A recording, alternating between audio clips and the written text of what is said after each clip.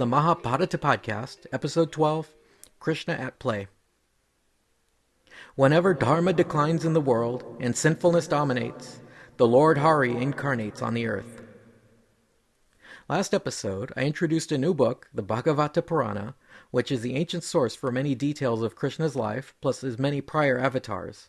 We then covered King Yati's love life and eventual renunciation, and how his youngest son inherited the imperial title and became the ancestor to our main heroes, the Pandavas.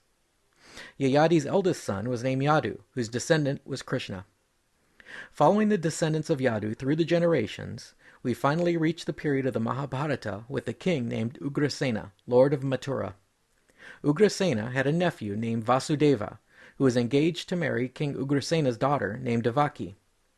The heir to the throne was Devaki's brother, Kamsa. Following the wedding of Vasudeva with Devaki, the bride was escorted to her husband's home by her brother Kamsa.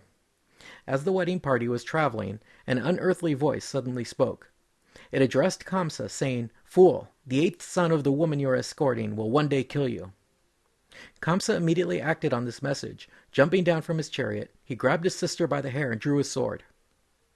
Vasudeva moved to save her, asking Kamsa how could he do such a thing to his own sister on her wedding day.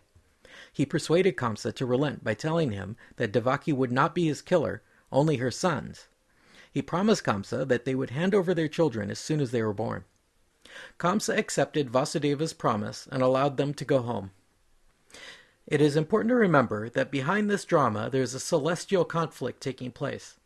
The demons and asuras had all incarnated on earth in various forms, and in response the gods and apsaras had done the same. Thus, Kamsa and his confederates all had a much larger conspiracy to stop Krishna and his allies. Not much later, a rishi came to Kamsa and pointed out that many of Vasudeva's allies were actually divine incarnations, and thus stricter measures should be taken to ensure that none of Vasudeva's children should ever be born. Kamsa acted on this advice by promptly having Vasudeva and Devaki shackled and thrown into a prison cell. Kamsa's father, King Ugrasena, objected to his tyrannical actions, and so Kamsa had his own father deposed and was made king in his place. King Kamsa married the 2 daughters of King Jarasandha of Magadha, near modern-day Bihar. This was a powerful alliance. As we'll see in later episodes, Jarasandha was an aspiring emperor who had already conquered many neighboring kingdoms. Following Kamsa's coup, many Yadavas fled the kingdom out of fear and dissatisfaction. Meanwhile, Vasudeva and Devaki were kept under close surveillance, and the first 6 of her children were all murdered just moments after their birth.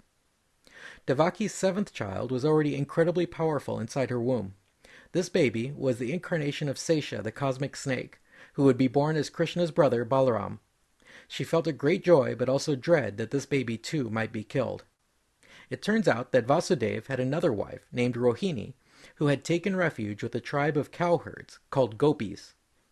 Lord Vishnu, seeing his Amsavatara in this danger, ordered the goddess Durga to transport the fetus to Rohini's womb. It was supposed that Devaki had miscarried, since her pregnancy suddenly disappeared. Thus, while Balaram was born to Rohini, Vasudeva was infused with Vishnu's power, and thus possessed, he impregnated Devaki with the Avatara of God, who dwells everywhere, in all beings, and in all things. Thus impregnated, Devaki shone like the moon. Kamsa noted this change about her, and suspected she might be pregnant with his murderer, but he was somehow hesitant to kill her or the child. Finally, in the middle of the night, Devaki gave birth to the Lord Mahavishnu. He appeared to them in his divine form, with 4 arms holding his conch, mace, bow, and discus. Vasudeva prostrated himself before the vision and worshipped Vishnu. Then Vishnu disappeared, and in his place was a newborn baby boy, Krishna. Almost immediately, Vasudeva was telepathically instructed by the infant to carry him away to the Gopa settlement where Rohini and Balaram lived in Gokula. Vasudeva picked up the child, and immediately his shackles fell away. The guards were all sleeping, and the doors of the prison were wide open. Vasudeva carried the baby out of the prison and headed directly for Gokula. There was a raging storm that night, and so the cosmic snake Adisesha appeared and escorted the father and child, using his enormous hoods to shield them from the rain. When Vasudeva reached the Yamuna River, it was in flood, but Gokula was on the other side. As soon as he set foot on the riverbank, the waters parted, and a dry path appeared for him to cross. When he reached the town of the cowherds, he went to the house of their chieftain Nanda. Vasudeva approached Nanda's wife, Yashoda, who was sleeping with her newborn daughter. He placed the baby Krishna next to her and picked up the baby girl and returned with her to the prison. This girl was the incarnation of Durga. He placed her next to his wife and lay down. His shackles immediately reattached themselves and all the prison doors slammed shut. Back in Gokula, Yashoda woke up and assumed this boy was hers, forgetting completely that she had given birth to a daughter. The next morning, everything was back in order. The newborn girl began wailing, and the guards passed on the word that Devaki had given birth. Kamsa jumped out of bed in a fright and went straight to the prison. Devaki was terrified and held the baby close, but Kamsa tore the child from her grasp, whirled her by the legs, and attempted to dash her brains out against the wall. At that moment, the child transformed back into the form of the goddess Durga, 8 arms and all. Kamsa cowered and Durga laughed, saying, "Fool, you killed the wrong child. The one who's destined to kill you has already been born. Seek him out if you can, but stop killing children." With another laugh, she vanished in a flash of light. Kamsa was briefly repentant. He threw himself at his sister's feet, begging her forgiveness for all the horrible things he had done. He ordered the couple to be unshackled and freed from prison. He allowed them to return to their home. Later in the day, Kamsa's advisors were shocked by his change of heart.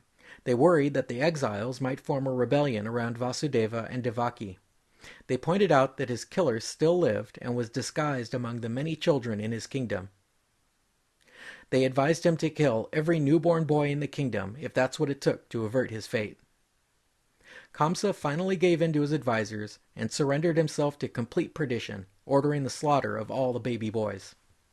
Meanwhile, the baby Krishna was raised in obscurity by the chief of the Gopas and his wife Yashoda, who thought they were his natural parents. In order to find this child, Kamsa enlisted the support of a Rakshasa named Putana. Putana disguised herself as a beautiful woman with large milk-filled breasts. Her trick was to put poison on her breast and then to suckle the babies and kill them. As she came into Krishna's village of Vraja, everyone was fascinated by her beauty. She saw the child sleeping on a cot and entered through the front gate. Yashoda and Nanda were transfixed by her strange beauty, while she pretended to admire the child. Putana picked up Krishna, bared her poisoned breast, and set him to suckle.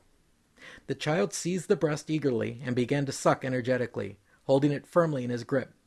He not only drew out all the poison and whatever ooze there was in her breast, he fed on her very life.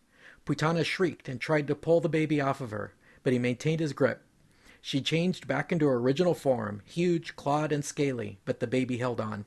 She shot off into the sky, with Krishna still attached, and then came crashing to the ground, dead, crushing trees and huts where she fell. The terrified villagers all ran to view this enormous corpse, and saw Krishna laying on top of her, laughing and kicking his legs playfully. The cowherds had to cut up the enormous corpse and burn the pieces. Amazingly, instead of a horrible stench, the smoke made by Putana was sweet, like sandalwood. Even a demon having her life sucked out of her by Krishna was saved by her contact with him. She had attained moksha. There are 2 more stories of demons attacking the infant Krishna. They were all somehow sent by Kamsa, but Kamsa never discovered Krishna's identity. The first of these stories is of a demon that was in the shape of a cart. Krishna was placed in the shade of this cart and left there. The tiny baby kicked one of the wheels and destroyed the cart. The second story is of a demon that came in the form of a tornado. This demon drew the baby Krishna up into the air to carry him away and kill him. But Krishna made himself heavier and heavier until he dragged the demon back to earth and killed it. Both of these demons were also liberated, because even to be killed by Krishna is to be saved by him. The final picture we get of the baby Krishna is a calm afternoon with Yashoda nursing the baby contentedly. The child finished suckling, with drops of milk running down his chin, and he yawned. Yashoda looked into his mouth and saw the entire universe. Her mind could not bear the infinite expanse, and she fainted at the sight. As toddlers, Krishna and Balaram were irrepressible and always underfoot. They liked to grab the tails of calves and let themselves be dragged through the mud. Soon they were walking and then running, and Krishna became a rambunctious little brat. One day the gopis came to complain to Yashoda that he untied the calves so they drank up all the milk, he stole butter and fed it to the monkeys. When he was full, he entertained himself by breaking the containers. When they scolded him, he just laughed in their faces and then relieved himself in their yards. They turned to look at the little felon to say what he had to say for himself, but he looked so sweet and innocent that they just broke out laughing. On one occasion, the children ran to Yashoda and told her that Krishna was eating mud. Yashoda scolded him, saying dirt was full of worms and filth. Krishna denied it. She told him, "Don't lie, let me see in your mouth." So Krishna opened his mouth wide, and once again Yashoda saw the whole universe, its galaxies and stars, the earth, the mountains and seas, the villages, and even herself looking into Krishna's mouth. Yashoda just sat down on the porch stunned. She completely forgot about the question of Krishna eating mud. Here's an extended quote from the Bhagavata Purana. Vyasa's son, Sri Suka, said, "One morning Yashoda had set her maids to clean her house, wash the clothes, and do the cooking, while she herself began churning milk to make curd. As she churned, she began singing softly. She wore a silk garment round her ample hips, fastened with a golden girdle. Her fine breasts oozed milk from the great mother's love that she felt whenever she thought or sang about her son, which was most of the time. The bracelets around her wrists and her pendulous gypsy earrings flashed in the sun as she churned vigorously. Beads of sweat stood out on her face at her exertions. Her smooth skin shone with moisture. Her hair, which hung to her knees, shed the jasmine flowers she had braided into them. Yashoda was a picture of radiant, fulfilled womanhood as she made her curd. A thirsty Krishna came up behind her. He put out his small hand and stopped her churning, as ever filling her with joy. Immediately she took him onto her lap and gave him her welling breast. Pleasure washed over his face as he drank avidly, like the waves of a sea, and her adoring gaze never left his dark features as she stroked his curled locks. Little did she know that this was God himself she was suckling. A smile of complete contentment played on Krishna's face, when suddenly Yashoda noticed that some milk she put on the fire had boiled over. She gave a cry, and setting Krishna down on the floor, jumped up to take the milk off. He had not finished drinking. His lips puckered up, his eyes grew red, and he bit his lip in frustration. In a flash, he picked up a great stone pestle and cracked his mother's churning vessel in two, so all her curd spilled out. With tears in his eyes, he grabbed a pat of butter and went off to sulk in another room.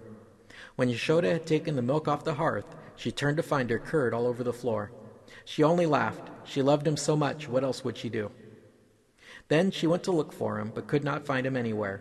She came out into her yard and saw him astride an upturned stone mortar used for husking rice. He had a great pat of butter next to him and was feeding gobs of it to the monkeys. Softly, Yashoda crept up on her son from behind, a thin stick in her hand. He saw her before she reached him and ran off in terror. She ran after him, but her hips were heavy and she could not catch him. The child fled from her, dodging behind this bush or that tree, but then he suddenly seemed to tire. His eyes streaming with tears, he stopped his flight and allowed her to catch him. She seized him roughly by the hand and threatened him with the stick. Then she saw his eyes had filled with tears and fright. She could not bring herself to beat him. Throwing away the stick, she decided to tie him up instead to the rice-husking mortar. She did not know who he was. Taking the Brahman, who had assumed a human form in Leela, to be her son, Mother Yashoda tried to fasten him to the mortar with the piece of rope she found. The rope was 2 fingers shorter than she needed.